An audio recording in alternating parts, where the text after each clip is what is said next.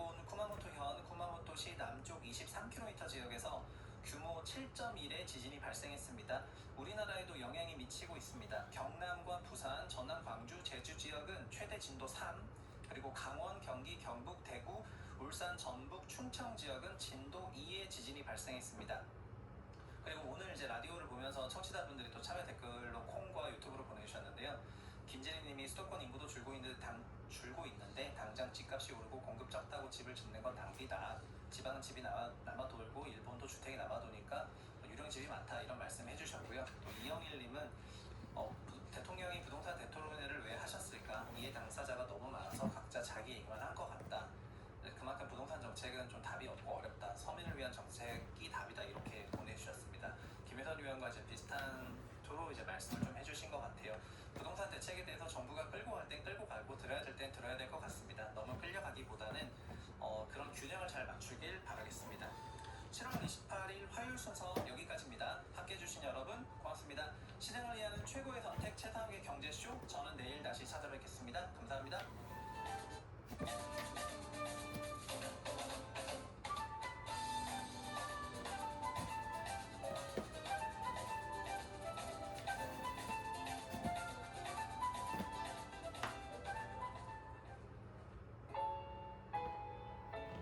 아무리 생각해도 난 너를 듣고 싶다. 내일의 성공 앞서간다.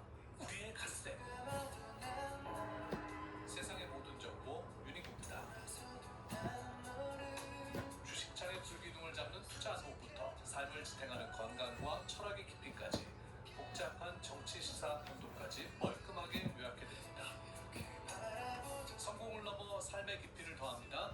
세상의 모든 정보 유닝구입니다. 평일 점심 12시 20분부터 2시까지 우리 같이 행복하게 살아요.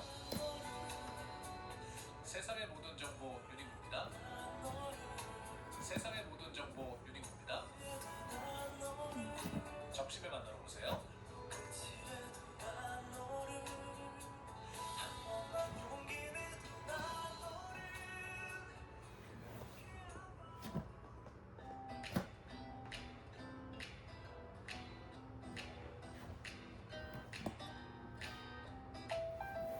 안녕하세요. 바른말 고운말입니다.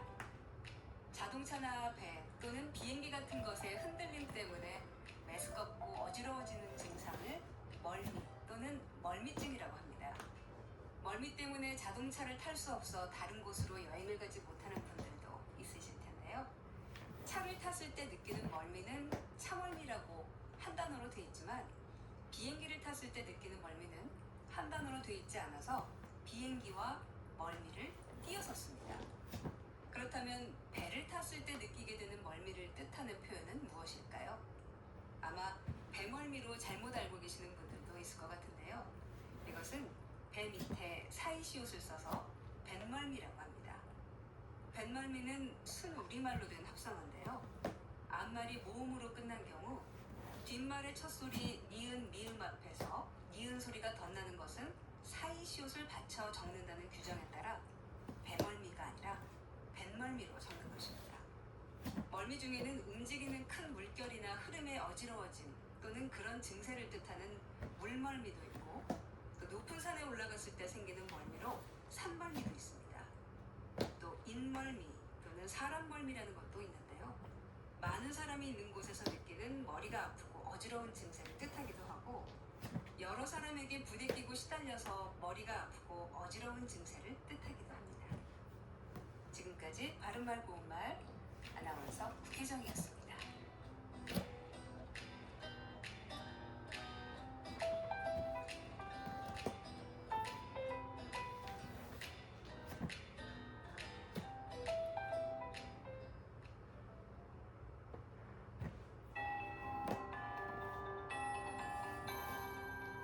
KBS 58분 날씨. 계속되는 폭염과 열대야로 인해서 몸과 마음이 많이 지치실 텐데요. 이동하실 때는 양산과 시원한 물을 챙기시고요. 한낮에는 야외 활동을 자제하고 시원한 곳에 머무르시기 바랍니다.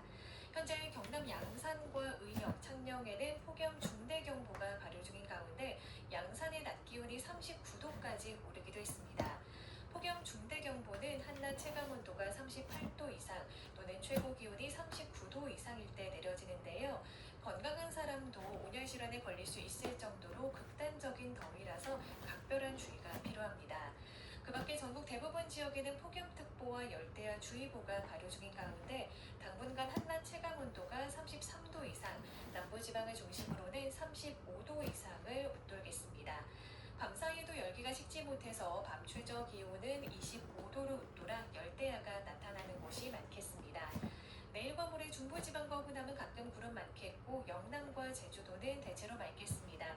구름의 양이 오늘보다 적어서 내일은 오전부터 전국적으로 자외선의 몹시 강하겠습니다. 내일 아침 기온 서울 26도, 대전과 대구 25도, 낮 기온은 서울 33도, 대전 34도, 광양 37도, 양산은 38도까지 오르겠습니다. 현재 서울의 기온은 31.5도입니다. 조아들입니다.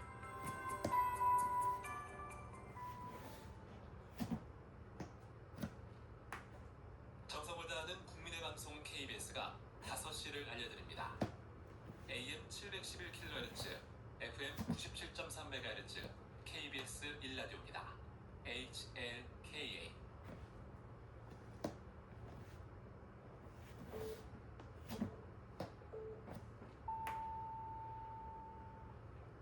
KBS 제1라디오 5시 뉴스입니다. 오늘 오후 4시 27분 일본 규슈 구마모토 남쪽 23km 지역에서 규모 7.1의 강진이 발생했습니다.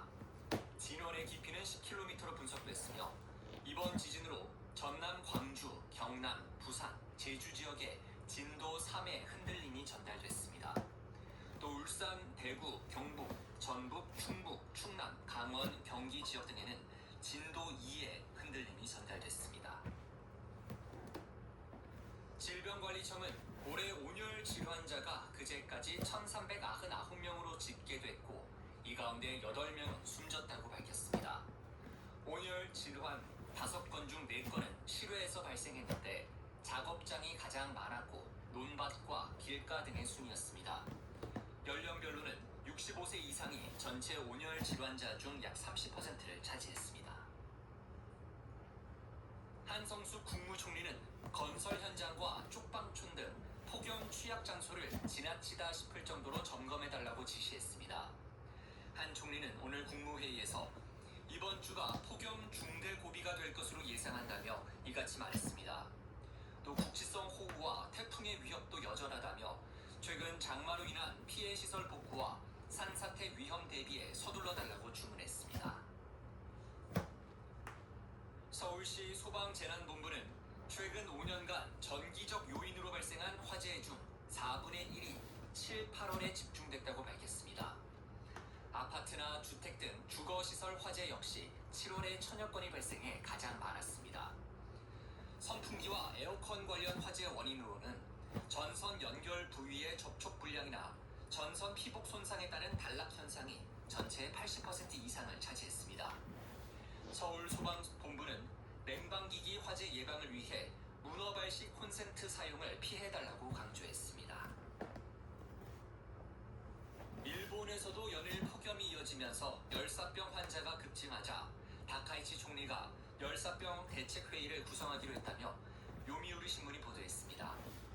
일본 곳곳에서는 최근 기온이 40도를 넘는 폭염이 계속되면서 최근 일주일간 열사병으로 병원에 이송된 사람이 1,800여 명으로 급증했습니다. 국가데이터처가 오늘 발표한 2025년 인구주택 총조사를 보면 지난해 우리나라 인구는 5,181만 7천 명으로 3년 연속 증가세를 유지했습니다. 외국인은 5만여 명이 줄었으나 외국인이 6만여 명 증가했습니다. 65세 이상의 고령 인구는 전년 대비 60만 명이 늘어 사상 처음으로 전체 인구의 20%를 넘어섰습니다. 1인 가구의 비율은 서울이 가장 높았고 경기도가 가장 낮았습니다. 수도권에는 전체 인구의 50.9%가 몰렸고 호남과 영남 인구는 0.4% 감소했으며 아파트 거주 비율은 약 54%로 전년 대비 상승했습니다. 문화체육관광부는 올해 상반기 한국을 찾은 외국인 관광객이 1,000만 명을 넘겼다고 밝혔습니다. 방한 외국인 관광객은 지난달에만 200만 명 육박해 지난해 관광객은 1,071만 명을 기록해 지난해보다 21% 늘어났습니다. 관광객 증가와 함께 관광 소비도 늘어 지난달 외국인 카드 지출액은 2조 500여 원으로 두 달 연속 2조 원을 넘겼습니다. 특검은 오늘 서울중앙지법에서 열린 결심 공판에서 12.3 비상계엄 당시 국회와 중앙선관위 등의 병력을 투입한 혐의로 재판에 넘겨진 김현태 전 707 특수임무단장에게 징역 18년을 구형했습니다. 또 이상현 전 특전사 1공수여단장 등 군 지휘관 6명에게는 징역 10년에서 15년의 중형을 내려달라고 재판부에 요청했습니다. 1심 선고는 다음 달 27일에 열릴 예정입니다. 끝으로 날씨입니다. 오늘도 극단적인 더위가 이어지는 가운데 강원도와 충북, 경북 일부 지역에는 소나기가 지나겠습니다. 전국 대부분 지역에서 일몰 이후에도 최저기온이 25도를 웃도는 열대야 현상이 나타나겠습니다. 내일 아침 기온은 서울이 26도 등 전국이 22도에서 26도로 오늘과 비슷하거나 조금 낮습니다. 뉴스를 마칩니다. 아나운서 조황이었습니다. KBS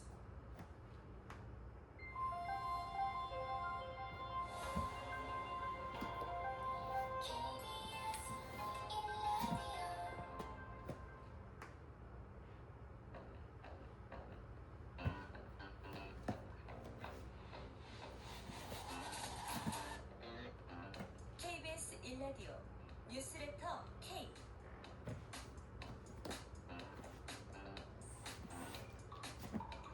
안녕하세요. 뉴스레터 K 진행하는 전종철입니다. 국회 법제사법위원회가 오늘 소위원회 열어서 보안사건 폐지 골자로 하는 형사소송법 개정안과 선관위 특검법 등에 대한 심사에 들어갔습니다. 국민의힘이 1시간 만에 퇴장하는 등 갈등도 벌어졌습니다. 국회 운영위 소위는 민주당 주도로 패스트트랙 기간을 330일에서 90일로 줄이는 개정안을 의결했습니다.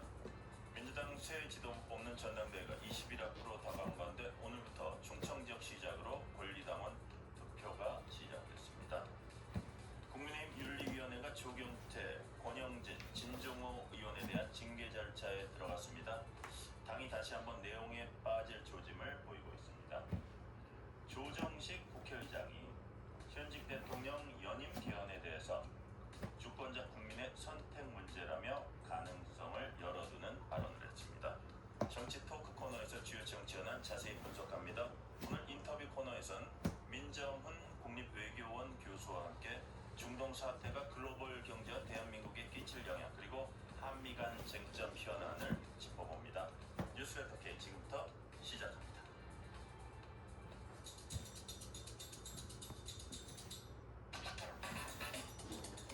자, 조정식 국회의장 얘기부터 먼저 하나 짚어보고 갈게요. 아마 기자 간담회를 열었나 본데요. 조정식 국회의장이 현직 대통령 연임 개헌에 대해서 아마 기자들이 질문을 한 것 같은데 주권자 국민의 선택 문제다 라면서 가능성을 열어뒀습니다. 직전에 사실 국회의장 되기 전에 의원이면서 이재명 대통령 정무특보를 했었잖아요. 네. 자, 신재호 의원님 어떻게 보셨어요? 굉장히 충격적인 발언을 다른 사람도 아닌 국회의장이 했다. 네. 이거는 지금 우리 앵커 말씀하신 것처럼 이 조정식 국회의장이 의장 되기 전에 국회의원이면서 대통령 정무특보를 했잖아요. 네네. 저는 오늘 대통령 정무특보로 발언한 게 아닌가 이런 착각이 들 정도로 충격적인 발언인데 네. 전임 우원식 의장은 이게 헌법 128조 2항입니다. 그러니까 이 대통령의 임기를 연장하는 개헌을 하는 경우에도 그 개헌 시점에 대통령은 해당되지 않는다. 그거는 헌법을 고치더라도 안 된다는 게 뭐 절대 다수설이에요. 그러니까 우원식 전 국회의장도 그거는 이재명 대통령 때 이게 개헌이 그런 식으로 이루어지면 이재명 대통령은 해당되지 않는다고 얘기를 했고 김민석 지금 나와서 정청래 전 대표랑 경쟁하는 이분이 국무총리 시절에 국회 본회의에서 비슷한 질문을 야당 의원으로부터 받은 다음에 현행 헌법상으로는 안 됩니다. 네. 그 국무총리 시절에 그렇게 얘기했어요.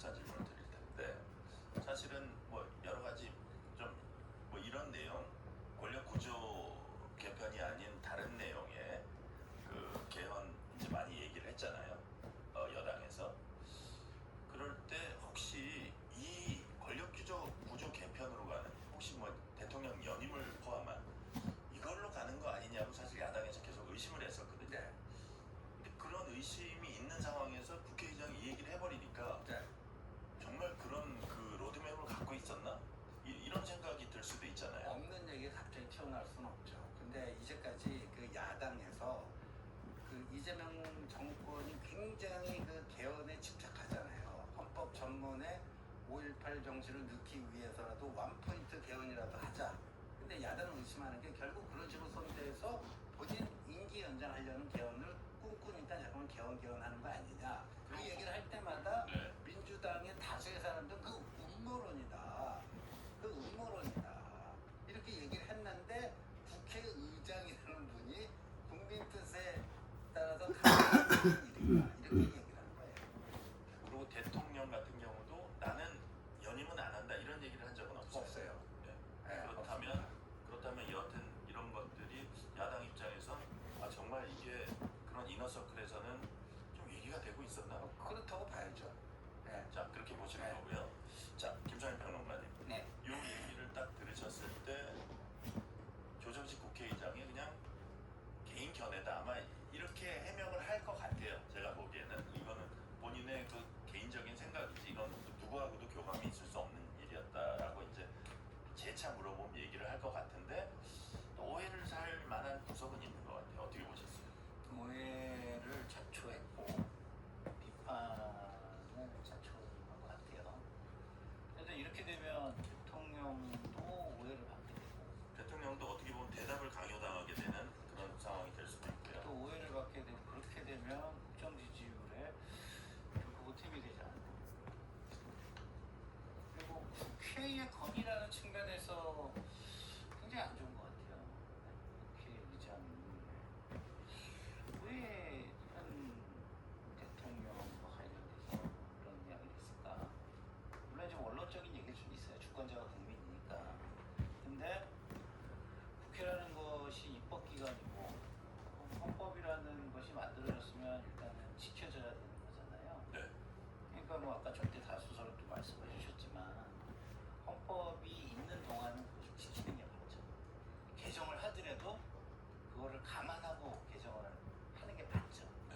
근데 그걸 감안하지 않고 하겠다는 거는 그때의 특수성으로 일반적인 과거의 합의를 없겠다는 뜻이잖아요. 근데 합의라는 건 과거에도 있고 지금도 있고 있는 거예요. 근데 과거는 합의로 보게 만들어졌잖아요. 지금은 합의가 아니라 힘으로 그 합의를 깨겠다라는 걸로 또 익혀질 수도 있잖아요. 역사적으로는. 그래서 국회의 권위에도 도움이 되지 않고 지금 현직 대통령께도 과히 그닥 이게 무슨 도움이 될까 하는 이야기를 하셔서 저는 개인적으로 도대체 무슨 생각인지 납득이 가지 않습니다. 그 대통령하고 굉장히 가까운 조원철 법제처장이 네네. 작년인가 국회 나와서 오늘 조정식 국회의장하고 비슷한 얘기를 한 적이 있어요. 그렇죠. 예, 국민이 원하면 현직 대통령 연임도 가능한 개헌을 할 수 있다. 근데 그때는 그게 조원철 개인의 의견이라고 이제 치부가 됐거든요. 그 당시에는. 근데 이거는 국회의장이잖아요.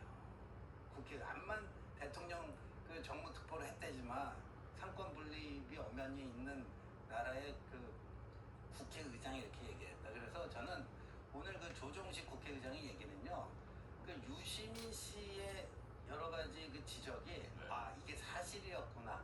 유시민의 주장은 옳았구나 하는 걸 입증시켜 주는 게 아닌가. 근데 제가 오늘 그 영상을 다시 찾아봤는데 유시민 씨가 얼마 전에 매불쇼에 나와서 이 친명 그 패널이 그 이재명 대통령이 연임해야 되는데 자꾸만 다른 사람들이 이재명 대통령 비판해서 속상하다 뭐 그런 얘기를 그때 들었다. 네. 근데 이거는 연임은 가능하다는 설도 있지만 이건 불가능하다.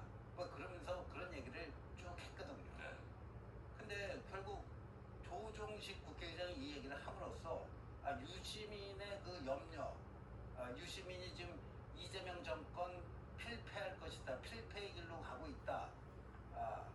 그게 이런 근거 때문에 이렇게 될 거다. 그러니까 공소 취소를 한다든가 연임 계엄을 하게 되면은 이건 민주당 정권은 망할 수밖에 없다. 이재명 개인의 어떤 안전을 위해서 당 전체가 볼모가 돼서 같이 망하는 길이다. 이런 인식이 있었기 때문에 유시민 씨가 그때 그렇게 세게 비판한 거 아니냐. 이런 식으로 지금 이해가 될 수밖에 없는 상황이 돼버린 거예요.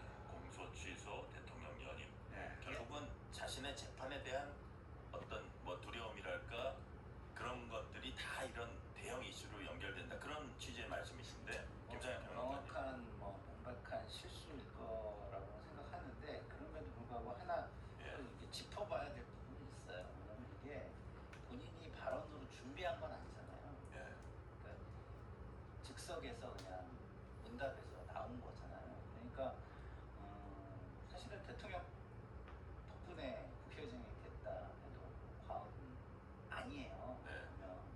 그러니까 감사한 마음이 그렇게. 네, 대통령에 대한 어떤 이게 그 부담 예. 이런 거 있어가지고 답변을 적절하게 생각해내지 못한 결과물일 수도 있겠다라는 생각이 들어요. 그래서 모르겠습니다. 그러나 어쨌든 그게 뭐 실수로 응답을 잘못한 거였든 아니면 뭐 진짜 그런 의도가 있든 잘 네. 모르겠으나 그렇게 됐을 때에 현 정부 성공에 결코 도움이 안 되고 현 정부가 성공을 했다고 진짜 거의 절대 다수가 박수치고 환호할 때 진짜 꺼내 볼까 말까 그래도 꺼내기가 쉽지 않은 그런 이슈인 것 같은데 이런 걸 이렇게 꺼낸다는 게 참 도움이 안 되네요. 네. 그래요. 자, 주제를 바꿔볼게요. 민주당은 보안수사권 폐지 내용 담은 형사소송